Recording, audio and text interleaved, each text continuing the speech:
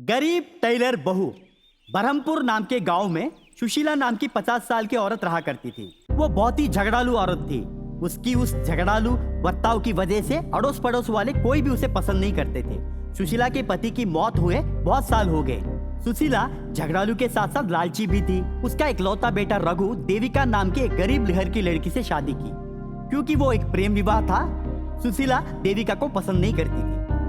रोज वो देविका के ऊपर अत्याचार करती थी। सुशीला ही जायदाद की पूरी मालकिन भी थी। रघु एक प्राइवेट कंपनी में छोटा मोटा नौकरी करता था। एक दिन सुशीला जब देविका को छोटी गलती के लिए मार रही थी, तब रघु ने उसे देख लिया।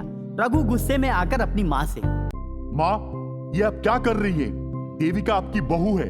शायद इसलिए भगवान ने जानबूझकर आपको बेटी नहीं दी। आपको अगर बेटी होती तो उसका दर्द मालूम होता। आपको कोई हक नहीं बनता कि मेरी बीवी के साथ आप ऐसा बर्ताव करें। आज के बाद अगर आप मेरी बीवी के ऊपर हाथ उठाए तो मैं आपको माँ का दर्जा भी नहीं दूंगा और आपके खिलाफ पुलिस में कंप्लेंट भी दूंगा, याद रखना। तब देविका बीच में आकर रघु को रोका। छोड़िए जी, सास बहू में ये आम बात है। घर की बात को आप बतंगड़ क्यों बना रहे हैं? और किसने कहा कि आपको औरतों के बातों में घुसने के लिए? मैं सब कुछ संभाल लूंगी ना। देविका की बात सुनकर सुशीला आग बबूला हो गई। आज तक मेरे बेटी ने मेरे सामने मुंह नहीं खोला। तू मनहूस कहीं की आकर घर का पूरा सत्यानाश कर गई। मेरे बेटे को मेरे खिलाफ जहर उगाल के अब बहुत मासूम बनने का नाटक कर रही है। देख मैं तेरे साथ क्या करती हूँ। ए रघु, तू क्या मुझे माँ का दर्जा नहीं देगा रे? आज से मैं तुझे बेटे का दर्जा नहीं दूंगी। जायदाद में से एक फूटी कौड़ी तक तुझे नहीं दूंगी। अभी के अभी तू मेरे घर से निकल जा। तेरे इस मनहूस बीवी को मैं एक पल के लिए भी इस घर में बर्दाश्त नहीं कर सकती। जा निकल यहाँ से। रघु तुरंत देविका को लेकर उस घर से निकल गया और उसी गांव में किसी दूसरी जगह पर किराए का मकान में रहने लगा। देविका के लाख मना करने के बावजूद रघु एक पल के लिए भी अपनी पत्नी को सुशीला के यहाँ नहीं रखा। देखते ही देखते कुछ ही दिनों में रघु की नौकरी चली गई। अब कमाई की पूरी जिम्मेदारी देविका के ऊपर आ गिरी। उधर सुशीला की तबीयत बिगड़ गई।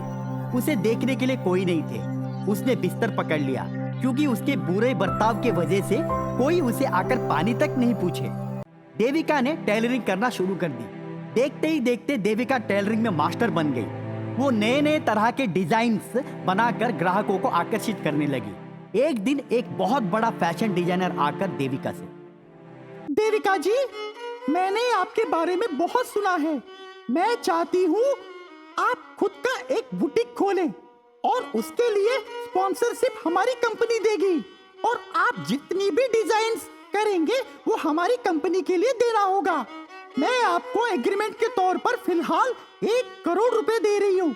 आगे हमारा काम शुरू होने के बाद आपको और पैसे मिल जाएंगे। डिजाइनर देविका को 1 करोड़ रुपए का चेक दिया। एग्रीमेंट पेपर के ऊपर साइन भी करवाया। खुद अपने हाथों से एक बुटीक शॉप देविका के लिए खुलवाया। कुछ ही दिनों में देविका हिंदुस्तान का सबसे बड़ा फैशन डिजाइनर बन गई। रघु ने देविका के काम में हाथ बटाया। देविका ने अपनी सास सुशीला को माफ कर दिया और वो जाकर सुशीला को अपने घर वापस लेकर आई। सुशीला की आंखें भर गई। सुशीला और देविका दोनों अब माँ बेटी जैसे रहने लगे। रायपुर नाम के गांव में शबरी नाम की 90 साल की बुढ़िया रहती थी। शादी होने के कुछ ही दिनों में पति मरने के कारण वो आजीवन विधवा के रूप में अकेली जीवन बिताने लगी। उसके कोई बच्चे नहीं थे। वो एक झोपड़ी में रहती थी। उसके झोपड़ी के चारों ओर सरसों के खेत थे। वो उस गांव की इकलौती बुजुर्ग औरत थी। गांव के सभी लोग उसे मानते थे। गांव में अगर कोई कठोर परिस्थिति आ गई तो सलाह के लिए उसके पास आ जाते थे। वैसे वो पूजा पाठ भी करती थी। कुछ लोग ऐसे भी मानते थे कि वो जादू टोना भी करती थी। सरपंच के बेटे को कई दिनों से बुखार था। बहुत सारे डॉक्टरों को दिखाया पर उसकी तबीयत में कोई सुधार नहीं आई। वो परेशान होकर आखिर में अपने बेटे को सबरी के पास लेकर आया। सबरी, तुम इस गांव की शान हो।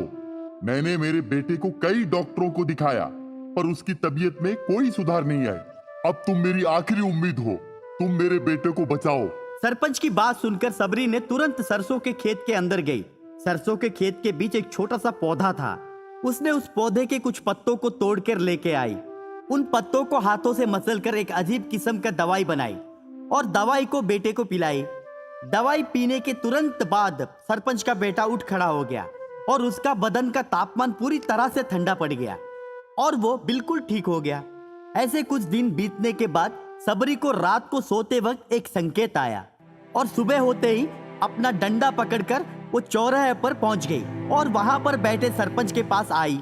सरपंच सबरी को देखकर उठ खड़ा हो गया। देखो बेटा, तुम इस गांव के सरपंच हो, इसलिए मैं तुम्हारे पास आकर चेतावनी दे रही हूँ। तुरंत कल के कल तुम लोग ये गांव छोड़कर 10 किलोमीटर के पार जंगल में आकर मेरे साथ बस जाओ, वरना पूरे गांव मुश्किल में पड़ जाएगी और तुम लोग भी। ओए बुढ़िया, माना कि तू दवाई ववाई अच्छी देती है, इसका मतलब ये नहीं कि तू जो भी बकवास करेगी वो सब कुछ हम मान लेंगे। तुझे जाना है तो जा, हम लोग क्यों गांव छोड़कर तुम्हारे साथ आएंगे? 90 साल की हो गई है, इसलिए तेरा दिमागी हालत ठीक नहीं है। जा, निकल यहाँ से। सरपंच सबरी को डांट कर वहां से भगा दिया। सबरी पैदल चलते हुए 10 किलोमीटर पार जंगल में जाकर बस गई। वो वहां पर बैठकर पूजा पाठ करना शुरू कर दी। ठीक अगले ही दिन गांव में बहुत बड़ा तूफान आया। तूफान के साथ साथ बारिश भी खूब गिरी। गांव के गाय, भैंस, भेड़, बकरी सारे पानी में बह गए। गांव के सारे घर उजड़ गए। बहुत सारे लोग पानी में डुबकी मारकर तैरने लगे। सबरी बिना खाए बिना सोए उपवास रहकर जंगल में पूजा पाठ करने लगी। उसके कठोर पूजा के कारण अचानक तूफान थम गया और गांव में पानी जो भरा पड़ा था वो भी अचानक से कम हो गया। गांव के लोग चैन की सांस लिए। वातावरण थमने के बाद सरपंच को एहसास हुआ। वो भागते हुए 10 किलोमीटर पार जंगल में गया। जंगल में पूजा पाठ करती सबरी को देखकर उसके चरणों में गिर गया। माँ, तुम मामूली औरत नहीं हो, तुम देवता हो। तुमने पहले से ही हमें संकेत दे दिया था कि गांव छोड़कर मेरे साथ चले आओ। आज जाते तो बहुत सारा धन संपत्ति खोने से बच जाते। आज हम पूरी तरह से कंगाल हो गए, पर आपकी पूजा पाठ की वजह से जिंदा तो हैं। हमें माफ कर दीजिए माँ।